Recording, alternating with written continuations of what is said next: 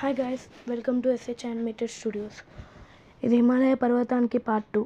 ఇంకా ఎవరైనా పార్ట్ 1 చూడలేకపోతే వెంటనే చూడండి. సరే, ఇంకా కథ కంటిన్యూ చేద్దాం. అలా సూర్య ఒక ట్రైబ్కి దొరుకుతాడు. అయితే ట్రైబ్లో ఎవరికి సూర్య ఏం చెప్తున్నాడో అర్థం కాలేదు. అదృష్టం వలన ఒక వ్యక్తికి సూర్య ఏం చెప్తున్నాడో అర్థమైంది. అతనికి సంతానం లేదు. కాబట్టి ఆ వ్యక్తి తన భార్య ట్రైబ్ని ఒప్పించి తనని పెంచుకుంటామని అన్నారు.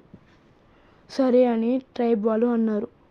ఇంకో పక్క కిరణ్కి ఒక అఘోరా చూసి పెంచసాగాడు. అయితే కిరణ్కి ఆ అఘోరా రామాయణం, మహాభారతం వంటి కథలతో పాటు మంచి ట్రైనింగ్ ఇచ్చాడు. అలా 20 years తర్వాత ఏమైందో తెలుసుకోవడానికి పార్ట్ 3 కోసం వేచి ఉండండి. Stay tune for part 3. అది రేపు కానీ టుమారో, డే ఆఫ్టర్ టుమారో కానీ రిలీజ్ చేస్తాం. Okay, bye bye, thank you, good by.